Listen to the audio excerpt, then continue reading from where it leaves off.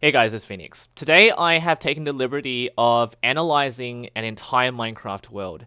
And hopefully this would be kept as a sort of legacy for the game. I don't think anyone's ever done something like this before. It came from a live stream. I guess it emerged from an idea that I did a long time ago. So I've taken the time, a couple hours from the live stream too, to analyze the entire Minecraft world in 1.12 because 1.13 MC Edit isn't available at the moment. And I generated some chunks, 3008 by 3008 by 256 blocks in MC Edit, and then I analyzed all of the blocks and all of the entities. You can see all the entities right here on the right hand side. And so essentially what you can see from this document is the number of blocks that it found. So air, stone, granite, all the way down to furnaces, bone blocks, and everything. So this is 1.12, so there obviously aren't the features from 1.13, and obviously the ocean stuff, the kelp, shipwrecks, which would skew some of the data here. But most of the numbers here should be relatively accurate to that regard. So these are all average values, of course, because I haven't generated 60 million by 60 million, which is the maximum world limit.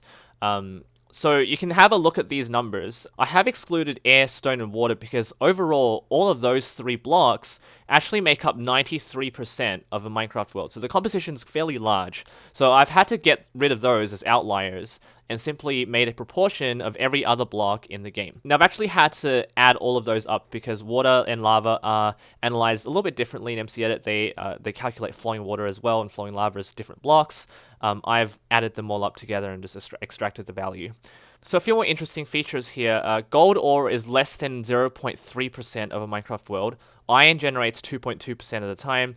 Coal ore about 4% of the time. If I scroll down to diamond ore, it's actually 0.08% of the time. So in a maximum limit Minecraft world, you'll get about this value, and I'm not going to look at that. What's that? Million, billion, trillion. So 48.7 trillion. So I just looked at Ant Venom's video. He actually came to 51 trillion.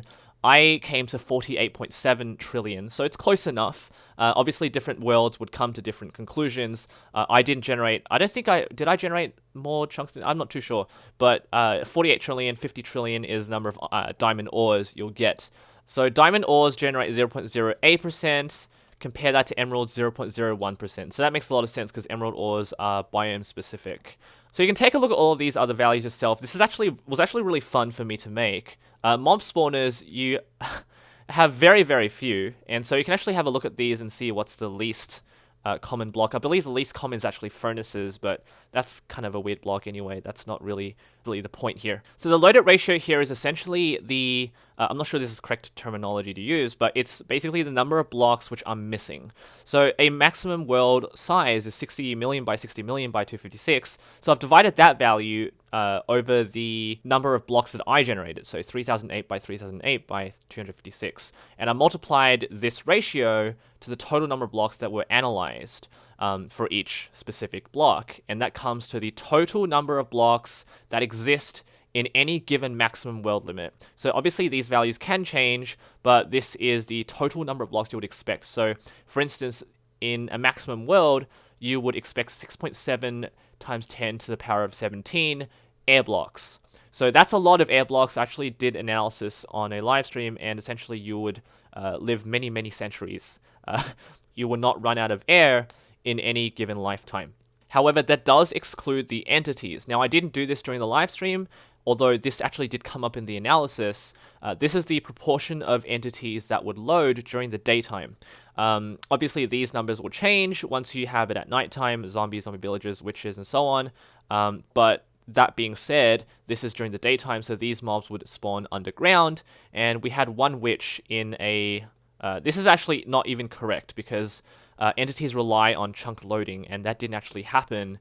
I didn't fly around and load all and count all of the entities. This is all done in MC Edit. So these numbers are only a very small proportion, and the sample size is really tiny, so don't really take these as any more accurate than if you were to count them yourself manually. But this would give you a general idea. Pigs are the most common entity apparently, and witches are very, very rare. So this is actually just a very rough estimate. I didn't really consider doing this properly, but it's all the blocks that I wanted to show you guys. So if you're really curious about what are the chances of you encountering any single block if you were to teleport to a random position, you would get air a lot of the time, stone a lot of the time, water all the time, and then the rest is up to you. So hopefully you guys enjoy this little analysis, and maybe this gave you some insight into how a Minecraft world generates and all the block compositions. I hope a lot of you guys will share this with your friends and anyone else who might be interested in this. I don't think this has ever been done. If it has, please let me know. But I had a lot of fun doing this, and it's really interesting seeing all of these numbers, and this is the game that we play. And a lot of it is a numbers game, so have a peruse of it yourself. Thank you all for watching. Leave a like, subscribe for more creative content. Take care.